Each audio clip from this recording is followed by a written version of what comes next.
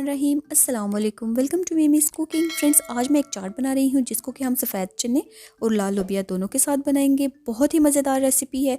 इसको आप रमज़ान में बना सकते हैं। टी टाइम में अगर आपके घर पे कोई गेस्ट हैं तो आप उनको सर्व कर सकते हैं। ये आप देखना सभी को बहुत ज़्यादा पसंद आएगा। तो चलें हम देखते हैं इसके लिए हमें जो चीज़ें चाहिए। सबसे पहले यहाँ पे मैंने लिए हैं 1.5 कप उबले हुए चने, 1 कप उबले हुए कटे हुए आलू, आधा कप लाल लोबिया उबला हुआ और उसके साथ दही लेंगे। आप अपने टेस्ट के अकॉर्डिंग थोड़ा या ज़्यादा ले सकते हैं। बिल्कुल ऑमलेट कट मैंने टमाटर काट लिया है और प्याज भी। और इसके बाद हमें चाहिए इमली की चटनी। इमली की चटनी मैंने घर पे बनाई है, इसका लिंक मैं आपको डिस्क्रिप्शन में दे दूँगी, और पापड़ी इसके साथ। हरा पुदीना यहाँ पे मैंने काट लिया है। इसी तरह से हरा धनिया है, चाट मसाला है, इसका लिंक मैं आपको डिस्क्रिप्शन में दे दूँगी। हरी मिर्चें हैं और इसके साथ नमक है। तो फाइनली हम अपनी सारी चीज़ों को मिक्स करेंगे और चाट रेडी कर लेंगे। तो यहाँ पे एक बड़ा बाउल ले लिया है, उसमें मैं शामिल करूँगी चने। चने अच्छे उबले हुए होने चाहिए। और साथ ही हम इसमें शामिल करेंगे आलू और लाल लोबिया। और मैंने यहाँ पे प्याज काट के रखी थी वो शामिल किया है, टमाटर और इसी तरह से हरा पुदीना और हरा धनिया। और इसके बाद हरी मिर्चें ऑप्शनल है, अगर आप स्किप करना चाहें तो स्किप कर दें।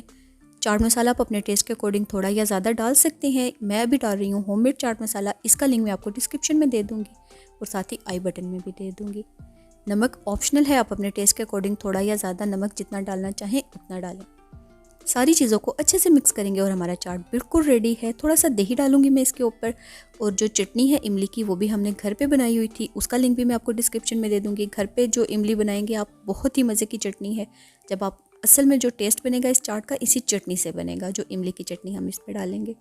तो उसका जो लिंक है वो मैं आपको डिस्क्रिप्शन में दे दूँगी। उस लिंक को फॉलो करके आप एक ही दफ़ा चटनी बना के रख लें और जब आपका दिल करे आप उसको फ्रीज़र से निकालें और सर्व करें डीप फ्रोस्ट करने के बाद। और बहुत ही मज़ेदार है। मैं ज़्यादा दही और ज़्यादा चटनी एकदम से नहीं डाल दूँगी, थोड़ी बहुत मैं जब सर्व करूँगी तो उसके साथ मैं दही और चटनी रखूँगी। जिसको जितना चाहिए होगा वो अपने टेस्ट के अकॉर्डिंग उस पर दही और चटनी डालेगा। और थोड़ी सी मैं इस पर स्प्रिंकल करूँगी पापड़ी, और उसके बाद मज़ेदार चाट हमारा सर्विंग के लिए बिल्कुल रेडी है।